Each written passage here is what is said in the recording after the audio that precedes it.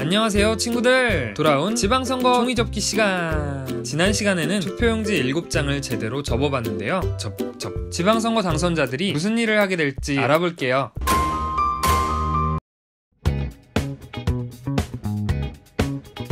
먼저 이번 선거에서 뽑는 사람들의 직군을 나눠볼게요. 지방자치단체장, 지방의회 의원, 교육감 이렇게 나눌 수 있어요. 지자체장과 지방의원부터 만나볼게요. 예를 들어 서울특별시에 사는 사람은 지방자치단체장으로 서울시장을, 지방의원으로 서울시의원을 뽑게 될 거예요. 시장, 시의원이라고 해서 막연하게 같은 회사에서 일하는 상사랑 부하 직원이라고 생각하면 섭섭해할걸요? 이 둘은 하는 일도 일하는 건물도 달라요. 서울시청의 직원들, 서울시 공무원들은 서울과 관련된 모든 업무 처리를 하겠죠. 행정, 경제, 문화, 복지, 환경, 주택, 교통, 안전 등등등등등. 서울시장은 이 모든 업무의 책임자라고 보면 돼요. 서울시의회는 여러 명의 시의원들로 이루어져 있어요. 의회는 쉽게 말하면 회의를 하는 곳이에요. 이 회의를 통해 서울시의 조례를 제정하고 예산을 심의하고 업무를 제대로 하는지 감시, 견제하는 일을 해요. 작은 국회라고 생각하면 되겠죠? 이 둘은 서로 간의 견제 속에서 균형을 이룬 채 각자의 임무를 수행해요. 이 사이에서 지방자치가 작동하는 거고요. 조금 더 구체적으로 보면 작고 많은 법들에 의해 일이 돌아가고 있다는 걸 알 수 있어요. 법은 국회의원이 만든다고만 생각했었는데요. 예를 들면 모 국회의원이 어떤 법안을 발의했다, 이런 얘기는 많이 듣잖아요. 지방자치단체장과 지방의원도 법을 만들 수 있어요. 지방에서 적용되는 조금 작은 법이라고 생각하면 돼요.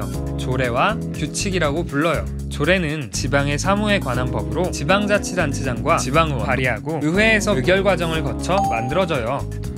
제정된 조례를 구체적으로 어떻게 시행하겠다는 내용을 만드는 것이 규칙이에요. 규칙은 지방자치단체장이 제정해요. 조례는 어떤 아이디어를 뒷받침하는 역할을 해요. 예를 들면 우리 지역의 청년 부부를 위한 저렴한 주택을 짓자 라는 생각이 있어도 지방정부가 그 일을 하려면 주택 지원을 위한 조례를 만들고 구체적인 시행 단계 및 원칙을 담은 규칙이 필요한 거죠.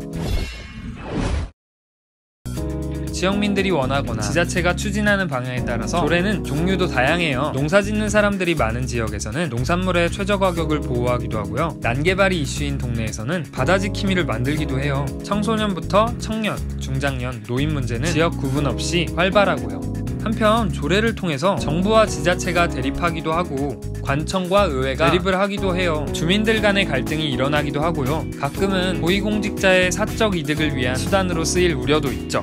물론 지자체를 누가 어떻게 움직이느냐에 따라서 갈등을 조정하고 문제를 해결하는 도구가 될 수 있을 거예요.